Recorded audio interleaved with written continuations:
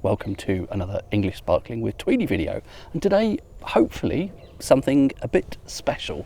For the second time I think on this channel I'm going to try one of the prestige cuvée wines from Nyetimber. This is their 1086 range. I think that recounts to when the estate was first mentioned in the Doomsday Book or something. Previously I tried an earlier vintage of this. Was that maybe the 2013? I forget now. This is the 2014 vintage. It's a pretty pricey bottle of wine. Let's not beat about the bush. The recommended retail price on this from Nyetimber, the price you'd pay if you bought it directly from their website, is £150. It's quite a lot of money, isn't it, for a bottle of English sparkling, for a bottle of any wine.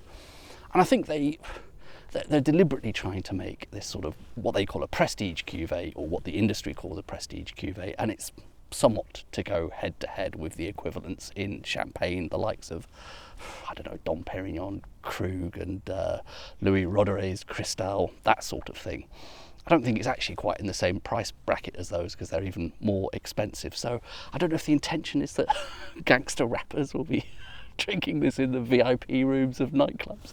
Bit hard to imagine somehow, isn't it? The average gangster rapper's got a keen interest in English sparkling wine, but who knows? So the only real person representing this on the internet is me, Tweedy, a guy sitting in the woods. I bought this in Berry Brothers and Rudd, and it was actually a bit cheaper there. I think they're currently are they possibly between releases? They were running down some stock, so there isn't a price on their website. But anyway, in the shop in St James's for this, it came in at 124.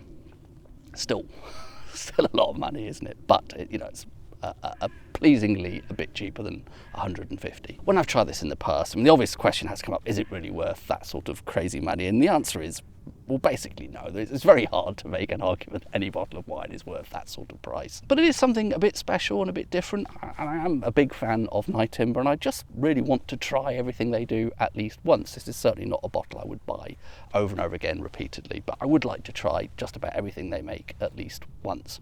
And I do pay for all the wines out of my own pocket on this channel. I've never had anything for free. As always, it's got that code on the back that you can look up the precise, I think they possibly do more than one release from each vintage, maybe even, so you can look at the very specific batch this has come from. And it has the cepage down as a very straightforward 50% Chardonnay, 50% Pinot Noir. Nice and easy, half and half, no Meunier in the mix on this particular occasion. I think other vintages of this series, the 1086, have had different breakdowns. And bottled March 2015 and disgorged March 2024. So it's had 9 years on the lees. It's pretty impressive. 9 years of interacting with those dead yeast cells. So this is going to be a pretty complex wine. There's going to be hopefully a lot of autolytic character, as it's a bit of a special event. I brought with me an actual ice bucket, and it is still apparently over 30 degrees, even though it's getting towards sunset, making this a real luxury experience for me anyway. Probably boring for the rest of you, just seeing me drinking in the woods again. The packaging is all very fancy, as you might expect from a prestige cuvée. It's got this sort of metallic label. I think probably part of the rationale for that is that when it's been immersed in an ice bucket for a while, it still looks in very good shape. Just some of the flashier champagne prestige cuvées do that. I don't really drink any champagne anymore, so I wouldn't know. I think possibly still a paper label on the back, but yeah, I think the idea is that it still looks good coming out of an ice bucket, which some of the more modest English sparkling wines don't necessarily. I think Breaky Bottom got these lovely simple paper labels. I mean, they're very nicely designed, but they're not sort of in any way waterproof. I'm going to get a glass ready because this has been carried around a bit. And, this sort of price, if it does spill over, I'd like to be able to catch it relatively quickly.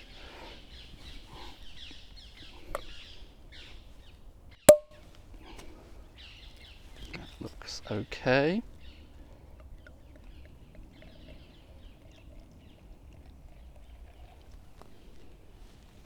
So that is what we have. That's quite a deep gold colour. I'm getting the sense there's quite a lot of influence, at least on the colour, from that Pinot Noir there. 50% is a good chunk. I think by default a lot of the Nyetimbers are more Any more Chardonnay forward, or anyway?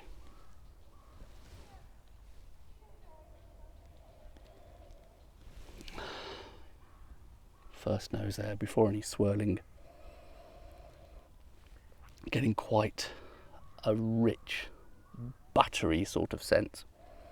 I think that's also autolytic. It's some really luxurious baked products containing a lot of butter. Very, very buttery croissant. Yeah, flaky pastry. It's more than brioche. It's a lot sort of richer and more buttery. A little bit of a hint actually of bread and butter pudding there at some of those English desserts, but a little bit fresher and livelier. The apple there, that's the first bit of fruit character I'm getting.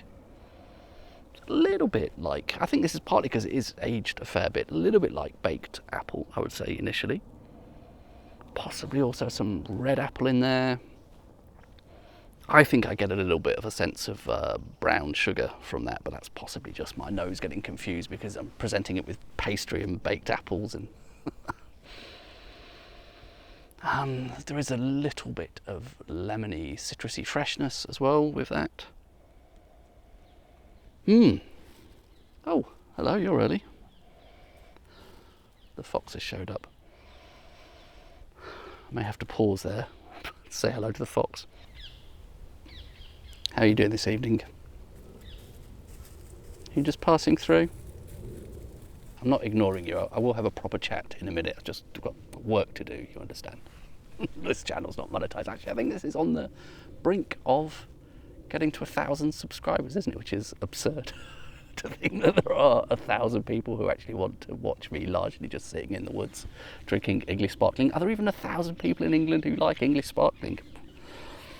Anyway, let's give this a bit of a swirl, see how that develops. I really like that first nose. It was luxurious and rich, quite refined.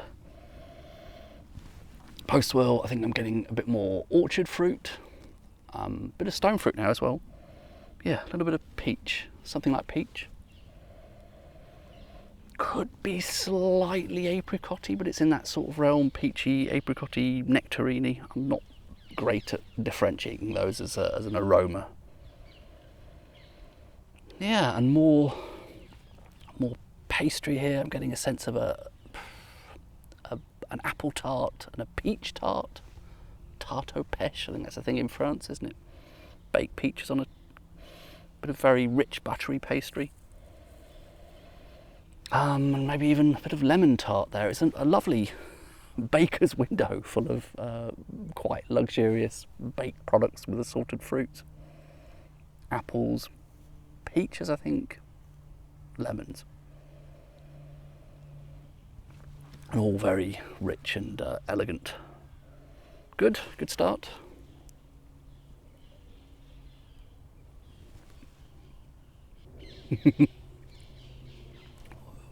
Well, that is pretty nice. First of all, very happy with the level of chilling there, which is great. I've gone for some effort to make sure that was right.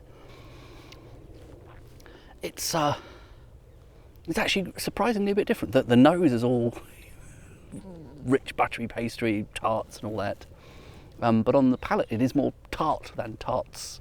It's lovely bit of zing there, lovely bit of acidity, quite surprising, very refreshing, very mouth-watering. Really nice bit of minerality, salinity there as well. Not saying that the fruit is absent, it's definitely there, but it's quite a contrast from the nose, which is very rich, very elegant and buttery. I love the texture of this wine, the tingling sensation of that sort of bit of minerality, that bit of salinity on the tongue. Very, very fine bubbles, lovely, really elegant, very fine bubbles. And quite mouth-watering. All of that richness and refinement and elegance, and yet it is also still actually surprisingly fresh and zingy and refreshing and mouth-watering. It's somehow doing everything. really absurdly is rich, luxurious, elegant, refreshing, fruity, zingy, mineral, very textured. Really very, very smart bit of wine. Yes, I'm very happy with that. For me, that's money well spent. I almost stayed in a Premier Inn the other day. It's going to be a very poor justification. On the edge of Honiton. And it was right by the dual carriage. It wasn't even in the middle of town. And midweek, the quote was £172 for a night. When did Premier Inns get so expensive? So I ended up not staying there. And this is 50 quid less than that. What a miserable, banal experience it would have been to spend a night in a Premier Inn. And what an absolutely magical, fantastic experience it is having this in the woods. I am here for a while, so I will come back to you on subsequent glasses with further thoughts, but for now I feel I should pay attention to my friend the fox over there for a bit. This is the sort of shot you'll only get on this channel. It's a £124 bottle of wine, should be 150, and a fox. I'm not going to give the fox any, don't worry. I don't know how they would react to alcohol. It might be quite bad for them, who knows.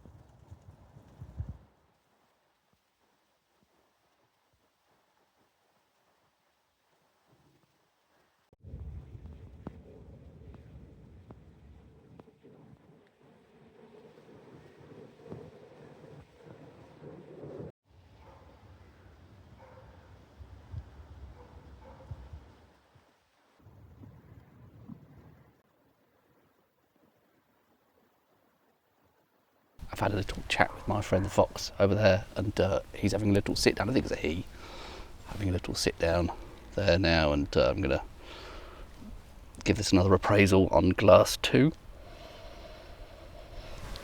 Yeah, so again, that rich, buttery,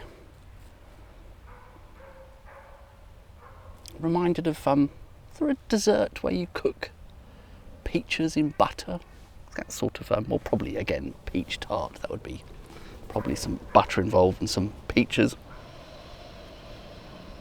And there's almost a slight, I don't know, liqueur-y kind of nose to that. It's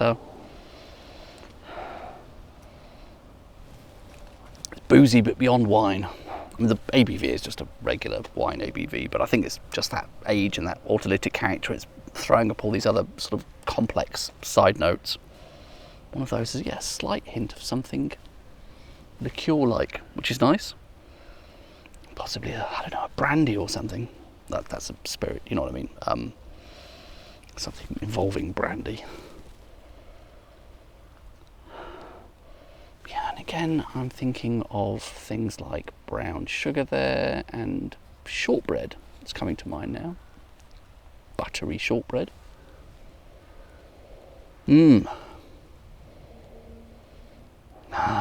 Calvados. Yeah. Apple brandy, that sort of thing. And then, well, before, let's see what it's like on the second glass, but quite different on the palate, which is good. It makes it interesting and varied. Yeah. Really quite dry.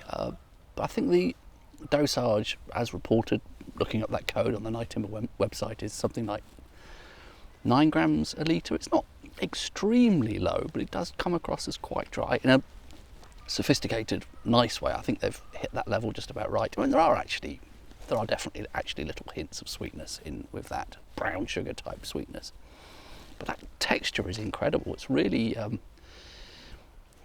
foam-like. Even once you let the mousse settle out completely, it's got this sort of very light, delicate, wonderful effervescence to it that is quite foam-like. And with that lovely dry, relatively low dosage style. It's not extremely low, it's probably right bang in the middle of the Brut range, isn't it? But it tastes quite low. You get that lovely minerality, salinity. There's hints of sort of botanical complexity there as well. A little bit sort of gin-like, you know, hints of things like, not exactly juniper, but the sort of things you might find in gin.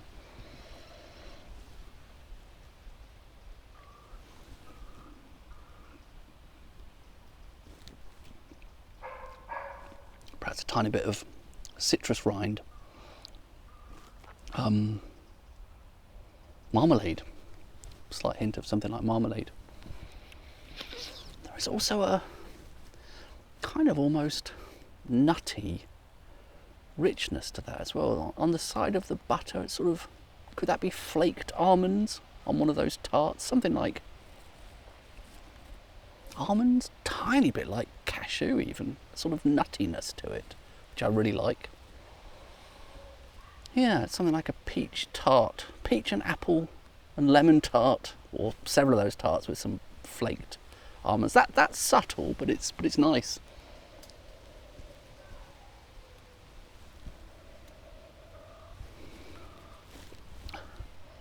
Got a whiff of something quite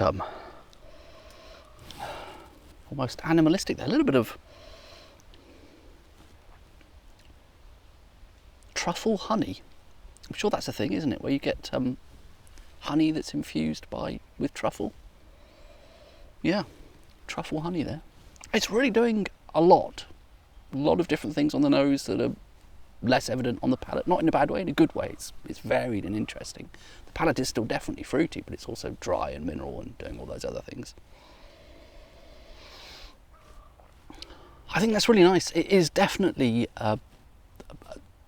quite a different wine from Nyetimber's classic cuvée, of which I'm a huge fan, but that is obviously somewhat more straightforwardly lovely. It's sort of simpler in a way, not in a bad way, but this has got all this extra complexity, and I think a lot of that comes from that aging. That is sort of crazy, isn't it? 9 years on the lees. It doesn't come across as extremely bready, yeasty. There's definitely sort of pastry notes there and buttery notes, but it does, I think that contributes to all those extra sort of bits of complexity.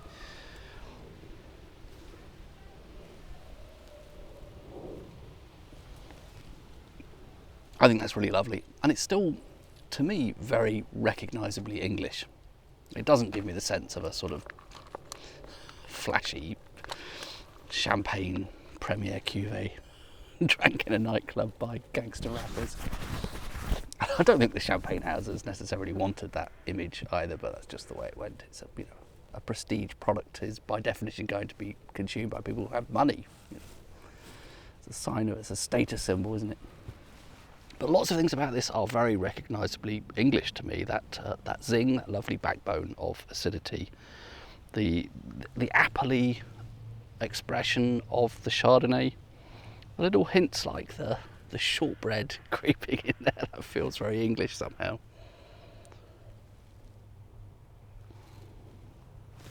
And it's all very fresh, and there's lots of fruit in there. And that's one of the things I often find lacking about when I do revisit champagne these days. Not so much acidity, not so much fruit expression, and the fruit expression that is there is, well, it's different, isn't it? It's more, often I end up thinking of dried fruits rather than fresh fruit.